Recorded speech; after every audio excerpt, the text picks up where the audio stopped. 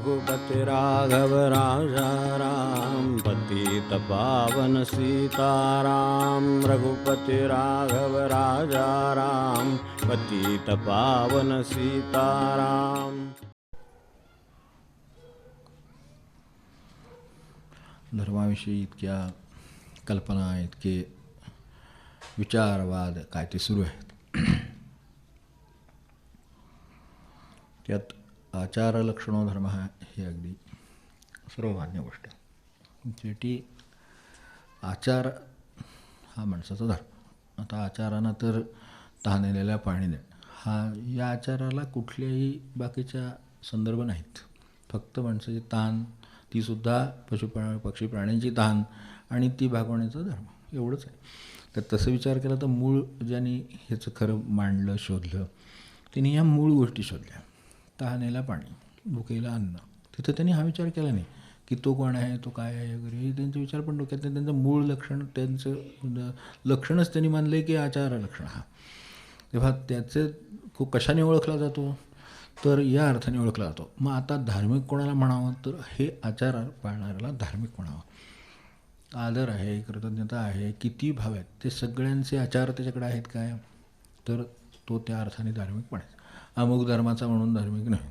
त्या आम्ही केलेल्या निर्मिती आहेत आणि त्या अजूनही चालूच राहणार. याच्या पुढच्यासुद्धा अजून होतील आणि त्याला करायचे त्या पिढ्यांना सामोरं पण जावं लागेल.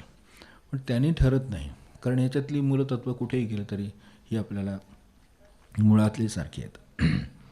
तेव्हा पंढरी कुलधर्म घरी हे सुद्धा नित्यनेमे करी वारी, हे जे आजोबांनी केलं त्याचा परिणाम महाराजांच्या ह्या पिढीत दिसून आला. मध्ये दिसतोच आहे. त्यांना स्वतःला समाधान आहेच, पण त्याच्याबरोबर शेवटी जसं एका वृक्षाला अंतिम उत्तम फळ यावं तसं ते आहे. तेव्हा नित्यनेमे वारी करी. ती वारी कशासाठी करायची, तर पंढरीत एक पांडुरंगाचा एक कुलधर्म आहे. विठ्ठल आचार पंढरीमध्ये जो सांगितलेला आहे तो तिथे सर्वाभोवती समभाव आहे, प्रेम आहे, सगळं आहे, जिव्हाळा आहे, सगळं तिथे आहे. तर ते मला आचरणासाठी घरी हवं आहे. ते तर मी करायचा प्रयत्न करतो आहे. पण आपल्याला जसं अनेक वेळेला असं असतं की पुन्हा पुन्हा ते बघावं लागतं, पुन्हा पुन्हा आठवण करावी लागते. तर हे कळावं म्हणून वारी. त्यानिमित्ताने एकदा आपल्याकडून सेवेनं पायाने झीज व्हावी, आणि झीज झाल्याशिवाय माणसाला त्याची किंमतही कळत नाही. काहीतरी झीज पडली, वस्तूसुद्धा आपण आज किती किमतीच्या ह्याच्यावर ती चांगली आहे की नाही ठरवतो. फुकटात मिळाली तर काहीतरी गडबड आहे असं वाटतं, किंवा कमीत मिळाली तर काही गडबड आहे असं वाटतं. पण तीच वस्तू 10 रुपयाची एकदम 25 रुपयाला दिसली की नक्की काहीतरी चांगली असेल असं वाटतं. आता यात नक्की काय असते किमतीमध्ये हे ठरवणाऱ्यांना माहिती. प्रत्यक्षात त्याच्यावर ठरत नाही, तिच्यात दर्जा काय आहे त्याच्यावर ठरतं. तसं याच्यातला जो कुलधर्म आहे, म्हणजे ज्या अर्थाने आचार आहे त्यांना अभिप्रेत, तर तो हा नित्यनेमे करीवारी हा झीज आहे. त्या झीज लागून लागून मग तिथलं जसं आता ज्यांनी हे केलेलं असेल ते काही पंढरीलाच करायला पाहिजे असं नाही. कुठेही घ्या, गडावर जावा, गोंधळाला जावा, आणखीन कुठं शेगावला जावा, कुठेही जावं. ज्यांनी असे काही झिजवलं आहे शरीर त्याच्यासाठी, ते आधीपासून बुकिंग 90 दिवस वगैरे त्यापैकी नव्हे. हे सरळ आपलं ठरलं, सोयीच्या वेळा बघितलं, हवामान बघितलं, आपलं काय असेल ते पडशी खांद्याला मारले, निघाले. अशा पद्धतीचे निघाले, किंवा काही गटाने गेले म्हणा समजा. तर त्यावेळेला त्यांनी जे वाटेत जाताना जे काही सगळा निसर्ग असेल म्हणून ते चालणं सगळ्यात प्रधान मानलेलं आहे खरं ह्या सगळ्यामध्ये. कारण मनुष्य उभा रांगतो तर ठीकच आहे, रांगतात तर प्राणीसुद्धा रांगतात, सरपटतात तर प्राणीसुद्धा सरपटतात. ते सरपटण्यापासून, मुंगीच्या चालण्यापासून, ते रांगण्यापासून, ते सगळ्या ह्या चतुष्पाद प्राण्यांच्या अगदी म्हणजे आपण काय झेप टाकू एवढी त्यांची झेप असते तिथपासून तो मनुष्य उभा करण्याचा चालायला लागला तिथपर्यंत. तर हे सगळं जे आहे ते सगळ्यात ते शेवटी त्याच्याकडे पाय ठेवले झिजवायला, बस तेवढे पुरेसे आहेत. त्याचं जे कार्य आयुष्यात साध्य करायचं आहे ते करायला त्याला पुरेसं आहे. म्हणून गेल्या वेळेला म्हटलं की पक्षी झाली निर्मिती, पण त्यानं नाही काम झालं. पंख देऊन भगवंताकडे जाता आलं नाही, पाय देऊन भगवंताकडे जाता येतं. म्हणून वारीत पाय वापरले, ते झिजले, अगदी गट्टे पडतात. हे होतं, ते पायी चालणार आहेत त्यांना माहिती असतं जितकं अंतर जात जातो तसं हे सोसत जावं लागतं. पण ते सोसत जसं जवळजवळ जातो तसं ओढीची भेट वाढत जाते माणसाची. हे आपल्या व्यवहारात सुद्धा अनुभव आहे. व्यवहारात जिथं माणसं दोन भेटणारी एकमेकांना काही ओढीनं आलेली असतील तर ती जशी जवळ येतील तसं त्यांना ते अधिक अधिक ओढ त्याची वाटते ना. ही जर व्यवहारात माणसाला नात्यातली ओत्यातली इतर सगळं बाबतीतली सगळीकडे जाणवत असेल तर ती ओढ तिकडे भगवंताची वाढणार नाही का? ती तशीच वाढते. ती वाढायला एकदम तिथं विमानाने उतरलं तर नाही वाढत. ते फक्त सुखरूप उतरलं की नाही, उतरतं का नाही ह्याच्याकडे लक्ष असतं. ते एकदा उतरलं ते बाहेर उतरून आले की पटारे. तसं नाही, तो चालत आला आहे, तो किती वाटेत त्याच्या अडचण, किती त्याला काटे कुठे काय पाऊस काय अमुक काय तमुक काय, हे सगळं कशासाठी? तर याचं मूल कळावं तिथलं आणि मग तिथे समचरण ते पाहावं आणि मग तसं आपल्याला सम राहता येईल का? कारण वृत्ती तर असम राहण्याकडे आहे, जग तर असम राहण्याकडे आहे, जग तर भेदाकडे आहे. मला तिथं करायचं नाही आहे कारण विठ्ठलाचा आरोप तिथे तसा आहे. तर मला तसं करण्यासाठी असं राहता येईल का? त्यात तो सगळ्यांना न्याय देतो. मला देता येईल का? त्याच्याकडे हा न्याय नाही.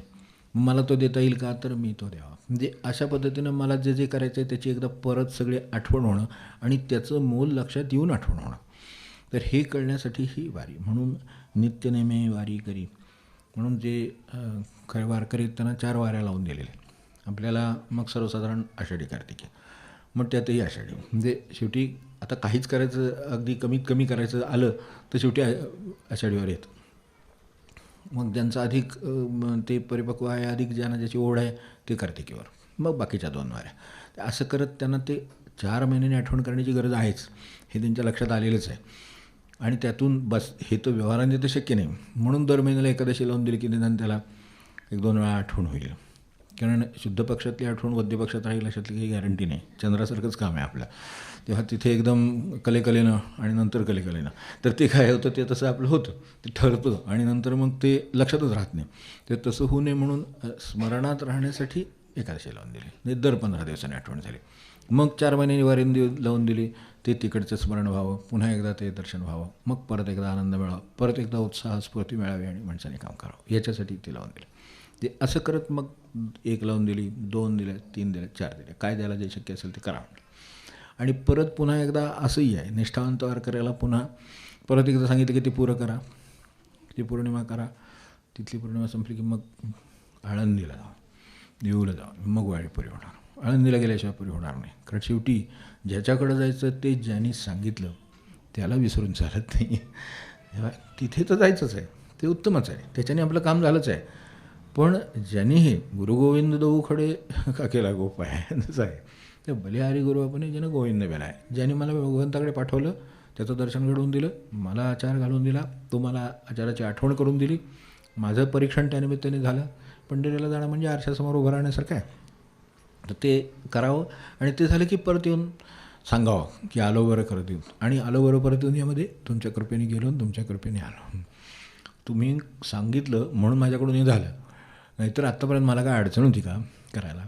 म्हणजे उठून निघालो आणि वाटेत काय त्याला जमणार नाही असं काय आहे का? नाही. पण त्यांनी जाणवून दिलं म्हणून त्याचं महत्त्व कळलं, म्हणून परत एकदा येऊन सांगितलं की तुम्ही जाणवून दिल्यामुळे महत्त्व कळलं, तुमच्या कृपेमुळे जाता आलं, तुमच्या कृपेमुळे येता आलं, म्हणून तुम्हाला सांगून आता घरी जातो.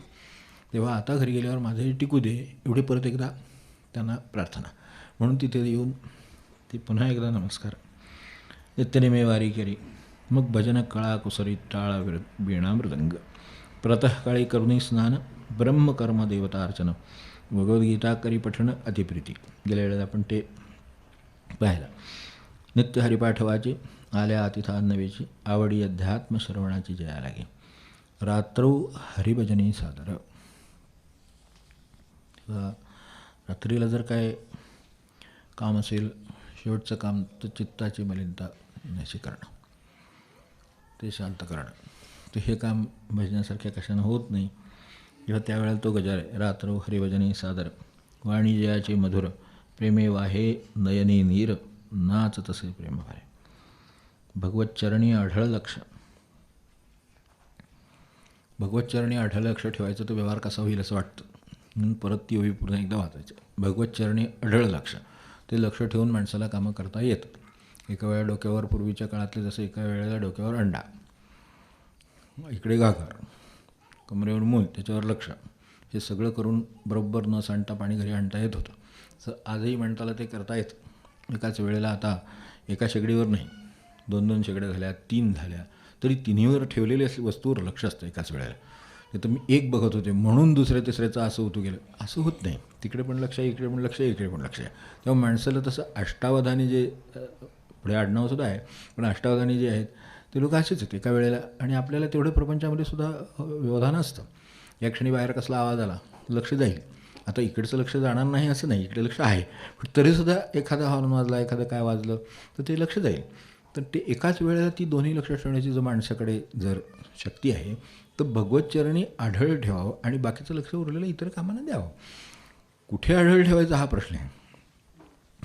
आढळ लक्ष लावण्याची क्षमता आहेच, पण ते मुख्य ते हरिकथा निरूपण, दुसरं ते राजकारण. मग ते तसं आहे. ते तसं त्यातलं समर्थांनी तशा भाषेत सांगितलं. तर मुख्य भगवतचरणी लक्ष.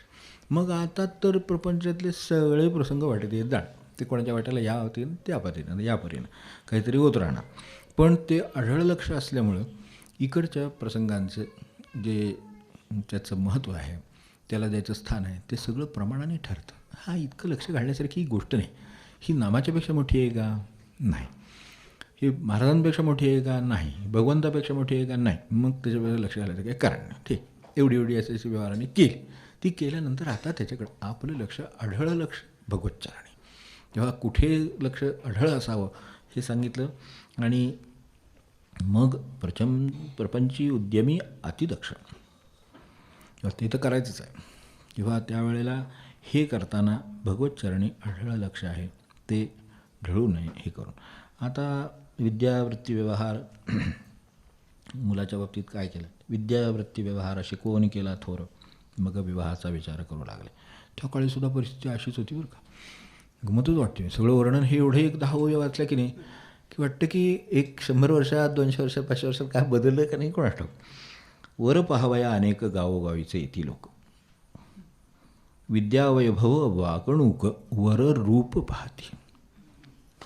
दिसायला कसं आहे, आता दिसायला कसं आहे, वागायला कसं आहे हे महत्त्वाचं नाही. दिसायला गोरा गोमटा आहे, मग आता येता कडकडत असतो, मग त्याचं काय आपल्याला सांगा. पुढे सुख कशा नाही दिसणे नका लागणार आहे त्याला. पण त्यावेळेलासुद्धा हे बघत होते. पाहावया येते ते काय, तर विद्या वैभव वागणूक. विद्यावैभव आहे तिकडे पण लक्ष आहे, विशेषतः वैभवावर लक्ष आहे.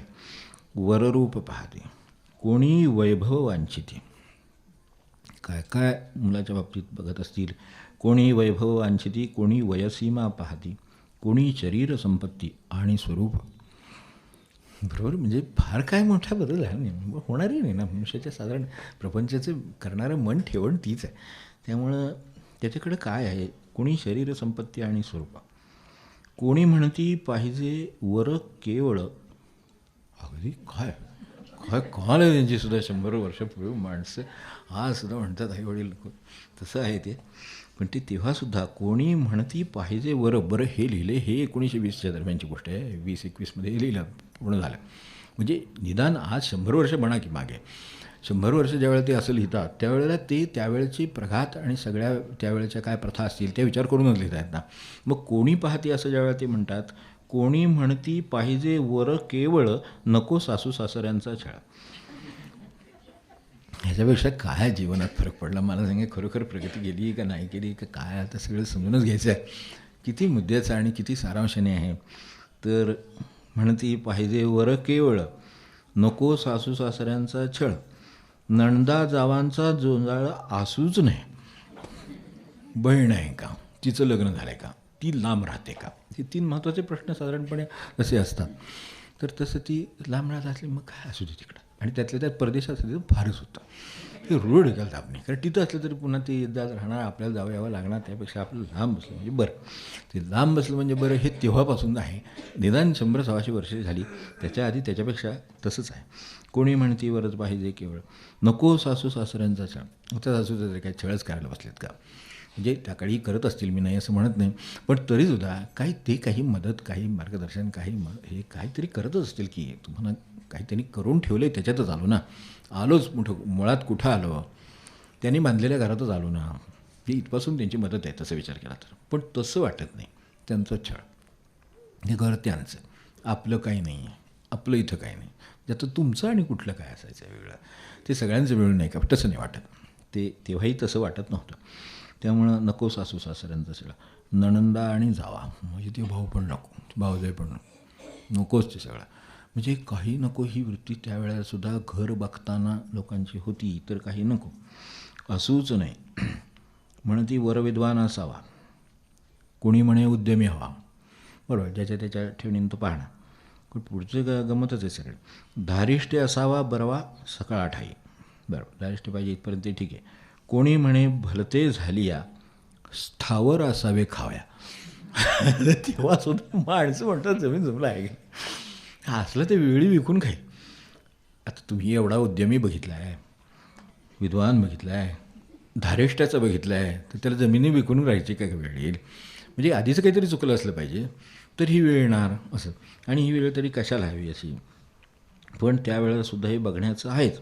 धारिष्ट असावा बरवा आहे, उद्यमी आहे, विद्वान आहे, सगळं आहे. पण भलते झाली या स्थावर असावे खाया, आणि त्यातसुद्धा हिस्सेरशीने जावया काय येईल.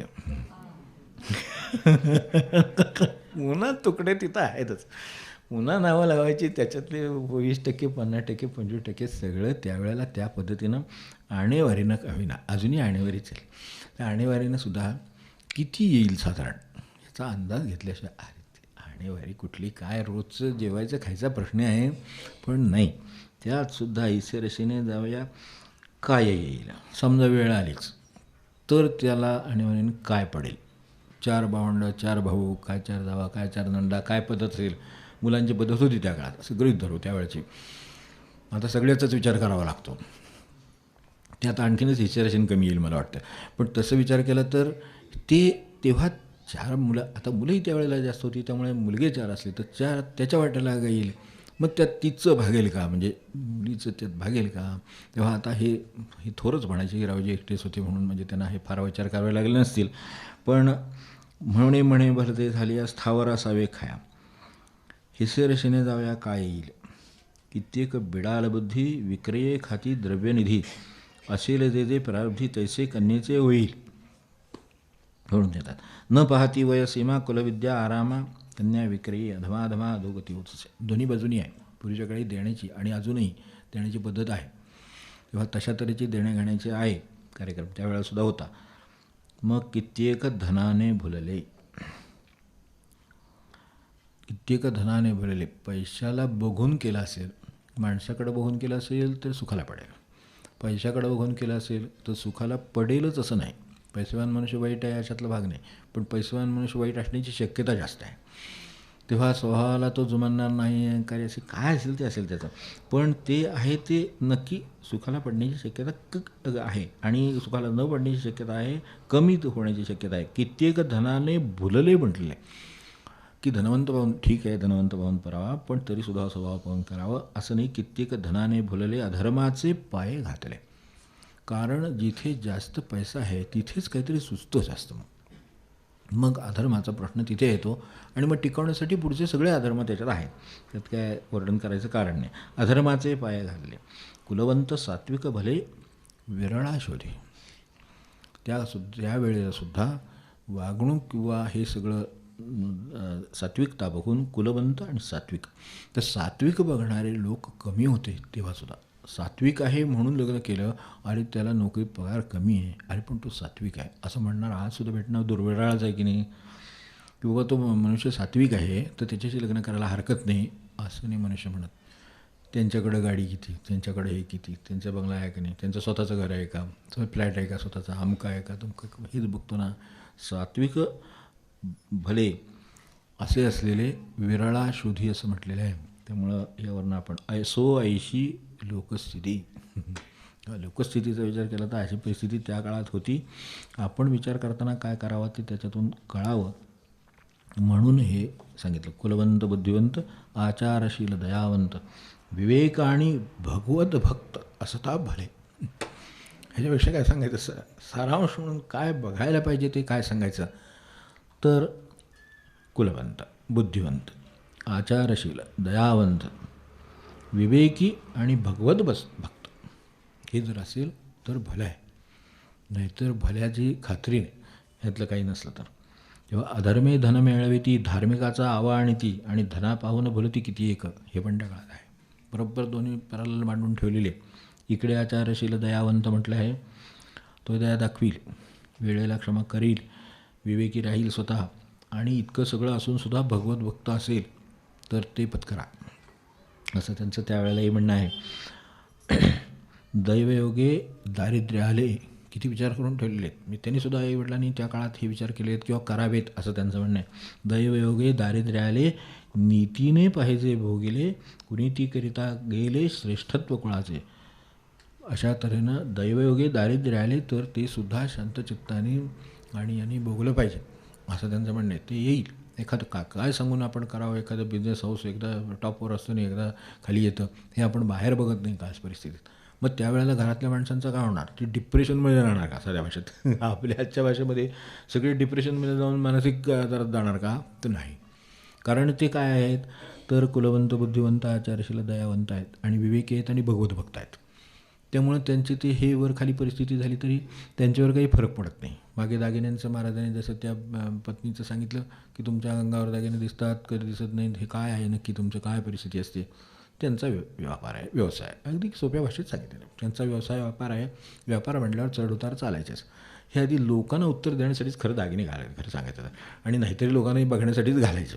पण तरीसुद्धा ते त्यांचं लक्ष त्याच्याकडे जास्त असतं. त्यामुळे हे नवीन केलं का त्यांना बरोबर कसं काय कळतं, इतकं बारीक कोण ठेवू. साधा त्याच्यातलं पोतातलं ते काय तरी एवढा जोंधळ्याचा इकडचा तिकडे वेगळा नवीन दिसला तरीसुद्धा त्यांना बरोबर कळतो काय करायचं ते. आणि हे आजपर्यंत नाही आहे, म्हणजे नवीन आहे कुठून तरी. कुठून आणलं मग, अमके का तमके का तमके का, मग इथं का पुण्यात का ह्याला आणलं, बेंगलोरला आणलं का, अमकं आणलं का, ते लोकांचं हे लक्ष असतं. त्यामुळे त्यावेळेला महाराजांनी ती गोष्टी सांगितलं की हे तर अजिबातच, काही वेळेला दिसतात, काही साधे दिसतात, काही वेळेला दिसत नाहीत. हे काय प्रकार आहे? म्हणजे धंदा आहे, व्यवसाय आहे, व्यापारामध्ये चढउतार चालायचे. त्यावेळेला मंदी येते, कधीतरी दागिने काढून त्यांना देतात, त्यावर ते भांडवल घालून परत तेजीत येतात. तेजीत आली की ते आपण दागिने करून घालतात. ते दिले की घालायचे आणि त्यांना लागले की द्यायचे. आता एवढं असायला मनुष्य भगवत भक्त हा नीतिमंत आणि दयावंत आणि विवेकीच हवा. नाहीतर तुम्हाला काय करायचं आहे, तर तुमची खोट आली तर तुमचं तुम्ही काय करायचं, तुमचं तुम्ही नाही, ती आपल्यालाच आली ना. ज्या वेळेला आपल्याला हे 4 पैसे जास्त मिळाले ते सुद्धा आपल्या कर्तृत्वाचे, त्यांच्या कर्तृत्वाचे, एकमेकांच्या सहकार्याचेच आहेत. आणि आता ते नाही मिळाले, हे सुद्धा कुठल्या तरी वातावरणाचा परिणाम आहे. काय चढउतार झाले असतील बाजारामध्ये, झाले असेल ते हे घ्या आणि ते निभवा, काय असेल ते, असं म्हणायची तयारी असायला दोन्ही बाजूने विचार केला. दैवयोगे दारिद्र्य आले होतं की काही वेळा. आता मार्केटमध्ये खाली जातं, ती वर येतं. ती काही आपण घरात बसून मार्केट खालीवर करतो का? काही नाही. ते करणारे येतं. आता पूर्वी इथं तर पूर्वी गावोगावीच असायचं, आता ते देशोदेशी आहे. तिकडं बसून ते कुठंतरी इराकमध्ये तर अमेरिकेतून तिकडनं काहीतरी करतात आणि आपलं मार्केट इकडे तिकडे होतं. मग तर त्यावेळेला त्याचा काय दोष आहे? मग त्याचा दोष नाही, ही इतपत समजणे एवढी विवेकबुद्धी असावी. आणि याच्याही मागं भगवंताची काहीतरी इच्छा असेल. त्याला 2 घासावर कसं राहावं हे आपल्याला दाखवून द्यायचं असेल, आणि 4 घास असताना 1 घास दुसऱ्याला द्यावा हे पण दाखवून द्यायचं असेल. मग असं जर असेल तर मग काय अडचणच नाही खरं सांगायचं तर. मग असं असलं तरच पुढे जे काय होतं त्याची मुळं कशात असतात हे कळावं, म्हणून आपण निदान हा विचार केलेला असावा, त्याचा उपयोग आपल्याला होतो. मग जे इथे म्हटलेलं आहे पुढे की संसारपथ महाघोर त्रिविध तापे, पुढे शरीर भेटता मार्गी गुरुवर कृपा विस्तार सावले, तरीच क्षीण अवघा जाये, ना तरी किरण येतील धावे, या कारणे संत तुझे आश्रय सुख भोगिते. तर ते जे गुरुचं वर्णन पुढे केलेलं आहे किंवा त्यांचं स्वतःचं जे वर्णन केलेलं आहे, शांती सुगंध सुमनांचा किंवा बोध सुमने जमेली, आत्मा रामासी व्हायली, वृक्षविस्तार बहुमोठा. गुरुचं वर्णन करताना वृक्षविस्तार बहुमोठा, माझे अनंत जीवांच्या पेठा, छायासी न पडे तोटा, आकार कोणा न गणवे. गुरूंचा आश्रय किती लोकांना आहे ह्याची कल्पना कोणालाच कधी येत नाही. या अर्थाने जे आहेत तेच गुरु, कारण त्यांचा आश्रय कोणाला होता हे कधी कालावघात कळले तर कळलं नाही, तर कित्येक लोकांना आधार होता हे पण दुसऱ्याला कळणार नाही. हे एवढ्या व्याप्तीचे पुढे गोष्ट घडू शकते याचं कारण मुळात असा विचार केलेला आहे, आणि तो विचार केला जावा. एवढं आपलं टिकून राहिलं तरी आपल्या दृष्टीनं आनंद आहे की ती मोहर विस्तारला, चैतन्य फळाने निगडला, पक्षी समुदाय लोटला, स्वानंद रस साकाव्या. तेव्हा ते देत आहेत ते सुद्धा आनंदाचं असं देत आहेत. तर यात हे ऐशी तुझ्या छायाची गोडी, सुख वाढते घडोघडी. तर हा मी याच्यावरनं एक साधा संदेश घेतला की त्यांचंच झालं. ठीक, लोकांचं म्हणणं काय असतं, त्यांची गोष्टच वेगळी. त्यांची गोष्ट काय वेगळी? माझ्या आधाराने एक माणसाला तरी आधार मिळेल का? एकाला तरी छाया मिळेल का? एकाला तरी जीवाला विसावा मिळेल का? असा जरी विचार केला तरी माझ्यापुरता माझा परमार्थ झाला. आता त्याच्यापेक्षा जास्त शक्य असेल तो 2 जीवांना आश्रय देईल, काय त्याला छाया देईल. तर तसं मला जे करता येईल ते माझ्या परीनं, माझ्या जे संबंधात आहेत तेवढ्याच तरी त्याला आधार वाटावा, त्याला छाया वाटावी, त्याला त्यांच्याकडे येऊन बसावंसं वाटावं, त्याला जीव शांत होतो इथं आल्यावर असं वाटावं. असं जरी आपल्याला आपल्या घरापुरतं सांभाळता आलं तरी प्रत्येकाचा परमार्थ झाला. आणि जर असाच विचार केला तर प्रत्येकाच्या घरी जर असाच परमार्थ होत असेल तर सगळ्या गावाचा परमार्थ झाला. तर काय व्हायचं? पण तो हवा, याच्यासाठी आपण ते कुठून सुरुवात केली आहे तसं वातावरण हवं एवढं काय ठेवायचा प्रयत्न करूया.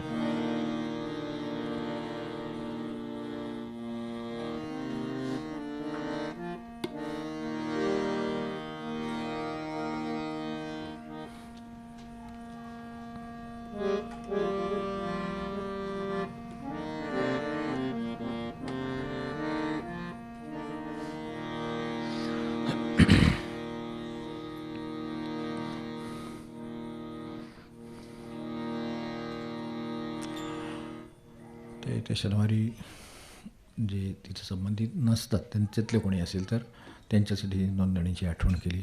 शिबिर ही त्यांची कृपा असते, ती आपल्याला मिळावी असं सर्वांनाच वाटावं, ती मिळावी आणि त्यांची इच्छा असेल त्याप्रमाणेच ती मिळते. आपल्याकडून फक्त आपल्याला थोडं जसं इच्छा ठेवावी लागते तशी आपल्याकडून एक तळमळ बाळगू आणि त्यांच्याकडून काय मिळते ते आनंदाने घ्यावं. त्याच्यासाठी नोंदणी शनिवार रविवार आपल्याला कल्पना आहे.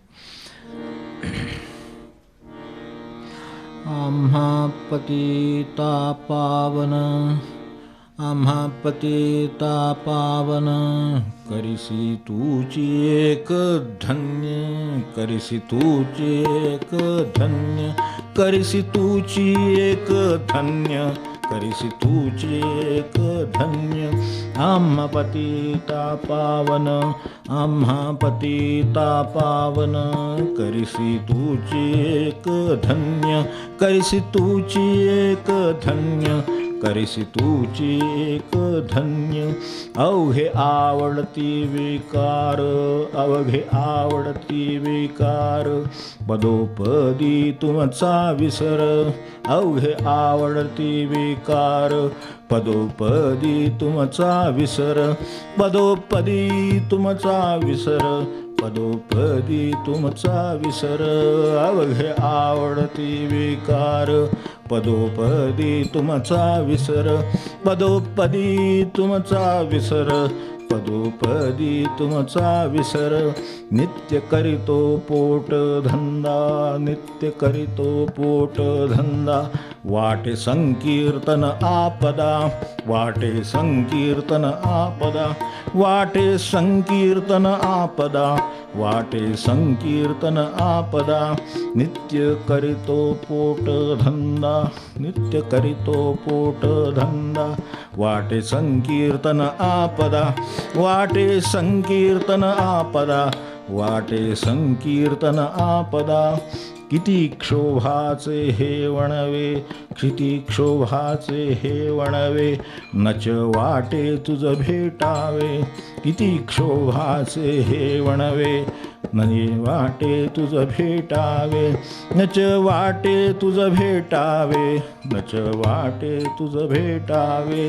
ओटी घालोनी, ओटी घालोनी आमचे, पोटी घालून आमचे सारे, पोटी घालून आमचे सारे, जवळ करिशी प्रेम भरे, पोटी घालून आमचे सारे, जवळ करिशी प्रेम भरे, पोटी घालून आमचे सारे, जवळ करिशी प्रेम भरे, जवळ करिशी प्रेम भरे, जवळ करिशी प्रेम भरे.